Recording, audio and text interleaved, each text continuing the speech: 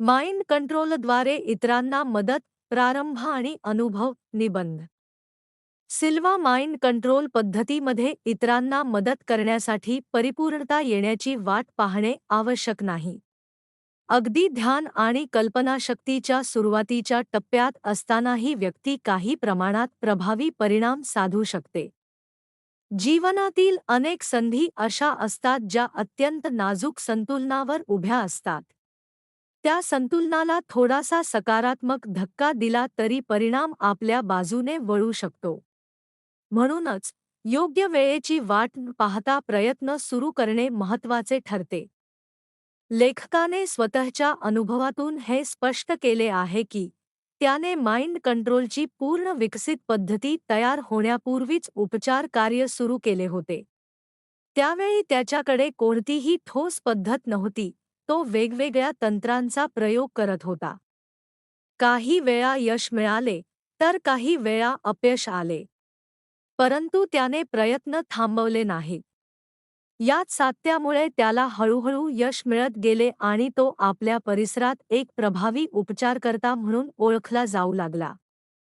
लोकांना असे वाटत होते की त्याच्याकडे काही विशेष शक्ती आहेत, परंतु प्रत्यक्षात त्याने केवळ वाचन, प्रयोग आणि अनुभव यांच्या आधारे ही कला आत्मसात केली होती. यावरून हे स्पष्ट होते की विशेष जन्मजात गुणांची आवश्यकता नसून सातत्यपूर्ण प्रयत्न आणि शिकण्याची तयारी असणे अधिक महत्त्वाचे आहे. या संदर्भात लेखकाने एक महत्त्वाचा अनुभव सांगितला आहे. 1959 मध्ये त्याला एका पाद्रीबद्दल माहिती मिळाली, ज्यांना गेल्या 15 वर्षांपासून गुडघ्याच्या सूज आणि वेदनेचा त्रास होत होता. त्यामुळे त्यांना अनेक वेळा अंथरुणावर राहावे लागायचे.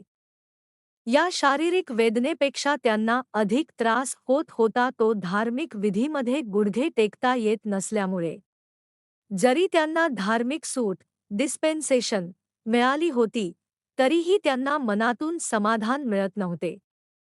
लेखक त्यांना भेटायला गेला आणि त्याने आत्मविश्वासाने सांगितले की मी डॉक्टर नाही, पण गेल्या 12 वर्षांपासून मी प्रासायकॉलॉजीवर काम करत आहे आणि आम्हाला श्रद्धाउपचारासारखे काही परिणाम मिळाले आहेत. या विधानातून त्याचा आत्मविश्वास आणि इतरांना मदत करण्याची तयारी दिसून येते. या सर्व उदाहरणांमधून एक महत्त्वाचा संदेश मिळतो की इतरांना मदत करण्यासाठी परिपूर्णतेची वाट पाहू नये. सुरुवातीच्या टप्प्यातही आपण प्रयत्न करू शकतो आणि त्यातूनच अनुभव मिळवून पुढे प्रगती करू शकतो. एकूणच, सिल्वा माइंड कंट्रोल पद्धती आपल्याला शिकवते की योग्य हेतू, सातत्यपूर्ण प्रयत्न आणि आत्मविश्वास यांच्या बळावर आपण इतरांच्या जीवनात सकारात्मक बदल घडवू शकतो. मदत करण्याची सुरुवात जितक्या लवकर कराल, तितक्या अधिक संधी आणि अनुभव तुम्हाला मिळतील.